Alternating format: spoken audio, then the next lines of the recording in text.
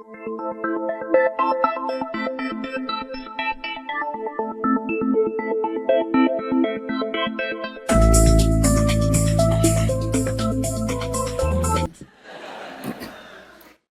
Bashar, I love Good day, good day. I love you. Speak up, speak up. I love you. I love you. Thank you. I Our love love to you. you as well. Thank you. It was just so exciting seeing all your highest excitement coming in, and this was sold out. Thank you for the 3 A's. I appreciate, acknowledge, and allow. Yes. Thank you so much. Yes, And- it's acknowledge, appreciate, and allow. Oh, thank you. Thank you. Thank you. I acknowledge that. I appreciate that. And I will allow you to continue. Thank you. I don't know if it's just me or our government has recently acknowledged, and it still feels like a hoax to me, that there really are UFOs. Yes. And it's just so exciting to hear. I met somebody that had only found out about you 4 months ago, and she was so excited, and she's like, I'm telling everybody that I meet. And I was like, wow, that's how we affect change. And Yes. teaching people about the tools in the toolbox, I'm so grateful for that. Yes. So, questions I have, are there beings and spaceships over Cathedral Rock in Sedona? Yes. Who are they? No comment. No comment. Are there a lot of them? There are a few, and they come and go. Okay. There's a lot of traffic around your planet. You just don't see it all. Okay. You once said there are people on the earth who are 200, 400, and even 1,000 years old. Yes, they are few and far between, but they exist. And what kind of things would we notice or sensations would we get if we were around these ancient beings? Astonishment. That was a question for someone else. Okay. Yes. Because you would sense that there is a depth to them that is rare on your planet. A calmness, a centeredness, an indestructibility about them. Something of another reality about them. And do you have any messages for me? From whom? From you? From us? From you or the hybrid children or? Anyone at all? Anything, anyone. Are you acting on your passion every moment that you can be? Yes, that's why I'm here. All right. Okay, and then Then what do you think you're missing? I don't think I'm missing anything. Then why did you ask if I had messages for you? Because I'm one of those silly people that it's like, what question should I ask Bashar other than, I'm so grateful. I'm just so truly, deeply grateful All right. for you. Then I would suggest that the message we send you is that you stay in that exact state of appreciation and gratitude, not because of us, but because of your connection to Source. Thank you, Bashar. Thank you. Aveo. Aveo.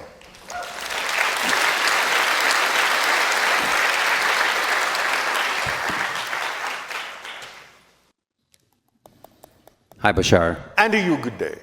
What a pleasure to be here and be with everybody here. I just want to comment how heart-centered I feel and how privileged and honored. And I just got nominated to ask that question, so I'm thrilled and I thank you. This is actually from a friend of mine, and it's a question that I've also been All right, speak questioning. up, speak up. There are many people that are having contact interactions with a species called the Plagiarians. And there's a gentleman that wrote multiple books called the Plagiarian Diaries. And he's having interactions with these beings, physical interactions. And I was wondering if you could comment on that. I am not allowed to. There are many species that are having contact with people on your planet that it is simply not within our allowance to discuss at this time. It's premature. Others will give you the information that you need. Okay, he's having interactions with a being that he calls Samyaza. As I said, right now, we are not allowed to talk about some of these other interactions. All right, thank you. Well, then I'm going to ask you a personal question. I was in Mount Shasta about 3 weeks ago, and we were doing a Rama contact retreat, which was amazing. And we went into a meditation, and I went into the mountain and was confronted with 3 doors, and I chose the door of purity. When I walked in that door, I was inside this black ship, and there was nothing. There was just darkness. It was a ship that was very square and rectangular, and I could see the universe from within the ship. The hull was translucent in that sense, but there was nobody in the ship. That you could tell. That I could tell, correct. And I was wondering why I was so empty and I felt so alone. I was the only one in the ship. But you weren't. If you had shifted your vibration a little bit, you would have realized that it was fully populated. So it was an opportunity for you to sense, at first, the empty space that you create for yourself, in which you can change your frequency, change your vibration, and to give you practice at shifting your vibration even just a little bit to realize how close other realities and other dimensions actually are to your frequency. Wow. Wow, thank you. Yes. The next night, we had a similar meditation, and this one I chose the door of healing after some meditation that we did.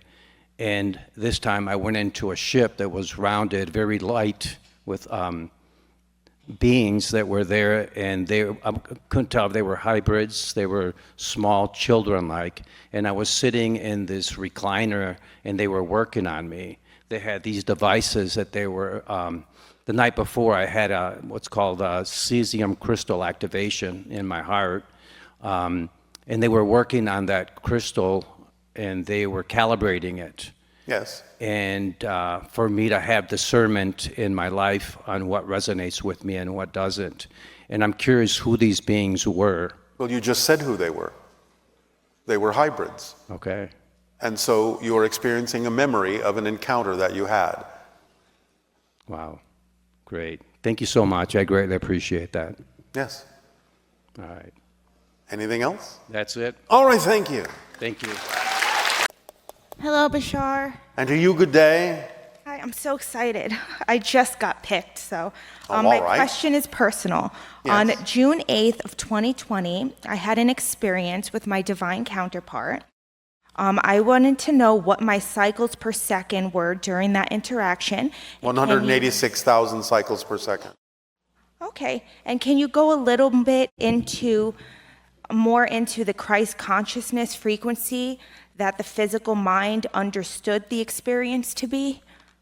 Christ consciousness frequency is above 230,000 cycles per second. Okay, excellent. And I was just wondering if counterparts have the same core frequency. No, it is slightly different Okay, because you are different beings, but there are a lot of similar wavelengths within it that cause the attraction. Okay, that's what I thought it was. I just wanted to get clarification. Yes. And I just had one more question. Can We'll you go see a about little that. bit into how the energy works between counterparts when they're physically interacting? Well, there is an exchange, a sharing of frequencies, a matching of frequencies that open you up to inspirations you otherwise might not have on your own. So it's a reflective quality that counterparts can do for each other, where their vibration inspires you to match their frequency, giving you more access to more information that can help you become more of yourself. Okay, perfect. That's been my experience. So thank you so much. You are so welcome. Thank you.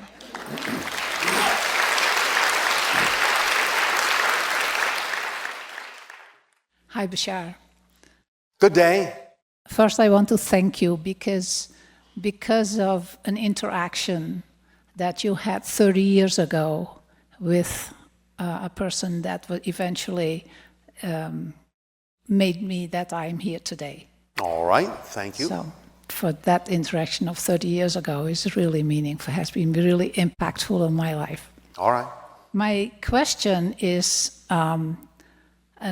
maybe an expansion on something that you have addressed yesterday, but I would like to ask whether you have anything more to that, whether you could give any more comments on a human condition that we call grief after the departure of a loved one or Yes. another dramatic, traumatic loss. Again, because you have to stop calling it a loss. Okay. That's why you experience it as grief, because you're defining it as a disconnection, as a loss. Yeah, you did mention that yesterday. Yes. The issue in that situation is that one of your key themes is to connect with your excitement. Yes. And that has become a theme in my life. Yes. But in a situation like that, it is one of the most difficult things to do exactly that. If you say so, if you believe so. Okay. But it is only because you have been trained to define it that way. Okay. You need to retrain yourself to understand it in a different way and give it a different definition, and then you will experience it differently. Remember, it's only your definitions that create the way you experience something. So when you say it's difficult, you have to understand there's no such thing as an inherently difficult situation. It is only the definitions that make it seem so. The human condition of that is... That is human training, Okay. not your natural state. Okay. So you have to untrain yourself and go back into your natural state, which knows it is connected to everything and experiences that connection in a lot of joyful ways. Thus, a transition into spirit would not be experienced by someone in that state as a grief-oriented experience, and it wouldn't be difficult in any way, shape, or form to feel the connection that is still there. So you're talking about human training, not a natural condition. Okay. Does that make sense? Do you understand? It does make sense. All right. Okay. And so, can you have a belief that you can train yourself to experience that transition differently? I guess that is the difficulty, to not feel that belief. Do you understand that feelings are generated by belief? Yeah, I heard you say that, and yes. All right. Yeah. So you can't have that feeling if you don't have that belief. Okay. You have a different belief, you have a different feeling. Okay. So it's up to you to find out why you're holding on to that belief and let it go so that you will have a different belief that generates a different feeling. Okay. Does it serve you to believe that this is a difficult thing to do? No, it doesn't. Then why are you choosing to do that? Yeah. That's the vicious circle that situation so easily brings. That's what happens when you buy into beliefs that are out of alignment with who you prefer to be. It creates that vicious cycle, as you say. Yeah. Because remember, all beliefs are designed to reinforce themselves. They have to perpetuate themselves. That's just the way they're designed. Or you wouldn't be having a physical experience, because physical reality is an illusion. So it's the beliefs in the physical mind that make physical reality seem real and solid, because belief systems reinforce themselves with emotions, with thought patterns and behaviors to make physical reality seem real. Mm-hmm. But when you change the belief, you change the feelings, you change the thoughts, you change the behaviors, and you change the experience. That's the order in which it happens. So anytime you're having an experience that you don't prefer, it can be traced all the way back to a belief that you're holding on to for some reason that you think it's important to hold on to.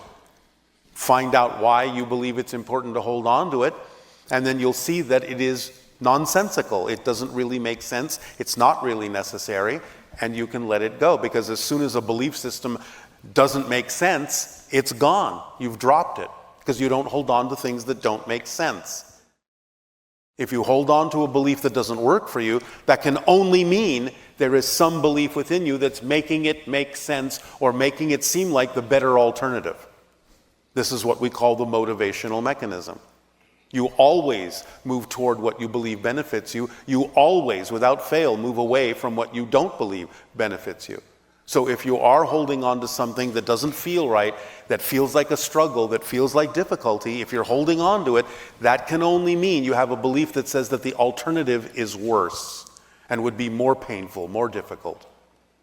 So you might have a belief within there that says, well, if I don't feel this grief, then somehow I am not honoring this person. I'm not connecting to this person. You might think that the idea of letting the grief go somehow lets the person go, when in fact it would actually connect you more strongly to them if you understood how things worked. Does this make sense? Yeah, it makes sense. Is it helping? Yeah. Are you sure? Yeah, it's helping. All right. Yeah, thank you very much. You're very welcome. That was my question. All right, thank you. Thank you.